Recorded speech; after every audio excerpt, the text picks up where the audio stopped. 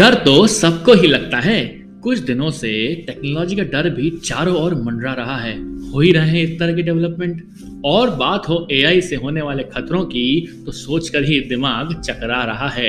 Hello दोस्तों, मैं आ गया हूं आपका deep storyteller Amit take story के नए एपिसोड में, जिसमें बात होगी क्या वाकई आर्टिफिशियल इंटेलिजेंस खतरनाक है और इसके खतरे क्या क्या हैं।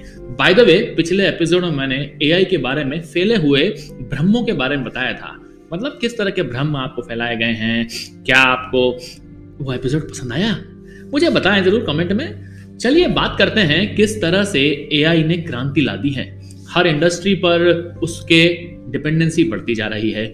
उससे जुड़े हुए खतरों के बारे में जानेंगे। पहले आगाह करने की जरूरत होती है कि आर्टिफिशियल इंटेलिजेंस देखा जाए तो दो तरह से खतरनाक हो सकता है।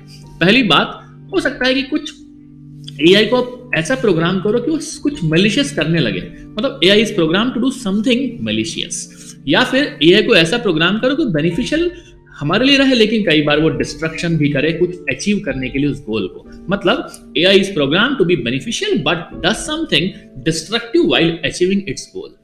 पहली बात करते हैं जॉब ऑटोमेशन और डिसरप्शन की। बात भी काफी हुई है इसके बारे में, क्योंकि लोग बोलने लगे थे इंडस्ट्री में कि यार हमारे नौकरी तो चली जाएगी। बात तो सही है, ऑटोमेशन होने लगा है तो ये भी एक बड़ा खतरा तो है, क्योंकि इंडस्ट्री में ऑटोमेशन की होड़ हो गई है।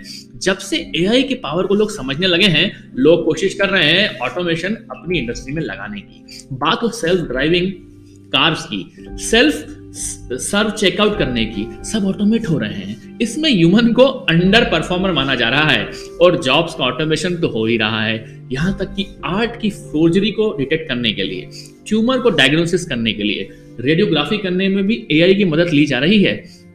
ये अलार्मिंग कंडीशन है ह्यूमन के लिए। उसे भी अपने स्किल्स को और स्ट्रांग करने की जरूरत होगी, नहीं तो पता नहीं कब एआई ह्यूमन के जॉब्स छीन लेगा। हाँ, मानता हूं, ये बात से सहमत हूं कि एआई कंप्लीटली ह्यूमन को रिप्लेस नहीं कर पाएगा, लेकिन जॉब की कटौती तो हो ही जाएगी और वो देखते मिल भी रही है हमें। अब बात करते हैं सिक्योरिटी और प्राइवेसी की, जिसके लिए एआई बहुत बड़ा खतरा बन गया है। हम एआई ड्रिवन सिक्योरिटी की बात तो करते हैं, पर एआई को खुद सिक्योर होना होगा। एक्सटर्नल एक्ट्स हो रहे हैं, अटैक्स हो रहे हैं, उसके ऊपर एक थ्रेट है कि यार सिक्योरिटी तो चेंज हो जाएगी, सिक्योरिटी में कहीं ना कहीं होल हो जाएगा। इसलिए हमें ऐसे कंसर्न्स के साथ निपटने के लिए सिक्योरिटी मेजर और प्रोएक्टिव एक्शन लेने होंगे, तभी तो हम सिक्योरिटी दे पाएंगे अपने एआई बेस्ड सिस्टम्स को। अब बात होती है प्राइवेसी की। रोज ही 2.5 से 3 मिलियन टेराबाइट्स का डेटा ऑनलाइन मिलता है। कोई ट्रांजैक्शन करता है, कोई एक्टिविटी करता है, फेसबुक पे पोस्ट करता है, सोशल मीडिया पे बात करता है, और मेरी तरह कुछ लोग पॉडकास्ट पोस्ट भी करते हैं डिफरेंट प्लेटफॉर्म पर। डेटा जनरेट तो हो रहा है, वहीं दूसरी ओर एआई एल्गोरिथम की मदद से ऐसी प्रोफाइल क्रिएट कर रहा है जिसका मुख्य उद्देश्य होता है एडवर्टाइजमेंट टारगेट करने में उपयोग किया जाता है। मतलब एड्स भी दिए जाते हैं, और यहाँ डेफिनेटली आप समझ सकते हो कि डेटा कहीं ना कहीं एआई प्राइवेसी पे बड़ा खतरा हो गया है। तो भैया आपको एडवर्टाइजमेंट अचानक से आ जाते हैं तो आपको भी लगता है अरे एआई का कमाल है, लेकिन डेटा प्राइवेसी पे भी कहीं ना कहीं चोट लग जाती है। अब बात करते हैं मालवेयर की। एआई सिस्टम हैकिंग की, हैक भी हो रहे हैं। एनक्रिप्टेड तो है, लेकिन एनक्रिप्ट तोड़ भी देते हैं एनक्रिप्शन। तो अच्छा ये होगा कि इसके परिणाम से मशीन लर्निंग एल्गोरिथम्स भी ना ट्रायल एंड एरर से सीखकर कोई भी मेलवेयर को ट्रेन भी कर रहा है। ये पंगा हो रहा है, और इस कारण एआई मेलवेयर एक बैड प्रोग्राम की तरह बन रहे हैं जो सिस्टम की बैंड बजा देते हैं। और तो और ड्राइवरलेस कार को भी अटैक कर एक्सीडेंट करवाने में सक्षम हो गया है एआई। ऐसा एंटी मेलवेयर बनाना होगा, मुझे लगता है, जो एआई सिस्टम पर काम करने की जरूरत करे और इस तरह की मेलवेयर खतरे से, मालवेयर खतरे से हमें बचा सके। अब बात करते हैं सबसे महत्वपूर्ण ऑटोमेशन वेपन्स की। आजकल तो देख ही रहे हो आप, कितने सारे वार चल रहे हैं, रोज हो रही है बात। पिछले 6 महीने से हम सुन रहे हैं इतना, ये वाला बम वहां फेंक दिया, ये वाली मिसाइल यहाँ छोड़ दी। आज तो ऑटोमेशन वेपन्स की बात होने लगी है। ह्यूमन का इंटरवेंशन ही खत्म कर दिया है।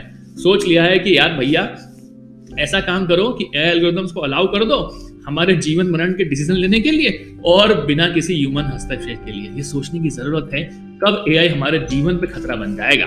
और सबसे बड़ा खतरा तो फेक न्यूज का हो गया है।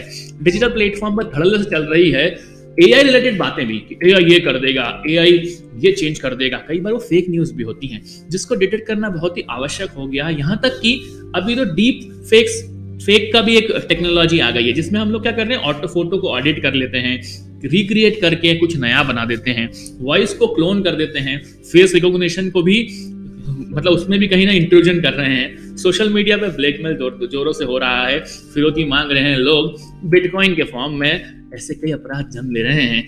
यहाँ तक कि एआई खतरे से सेलिब्रिटीज, नेता और आम आदमी भी नहीं बच पाएगा, जिस पर निश्चित तौर पर कठोर कानून तो बनाए जा रहे हैं, लेकिन उपाय की जरूरत भी होगी। माना कि एआई ने सारे अच्छे काम इनोवेशन कर डाले हैं, चाहे जीपीटी दे दिया है तो जीवन सुगम हो गया है। कोई काम करना हो, कुछ सोचना हो तो आसान से लिख देता है चैट जीपीटी।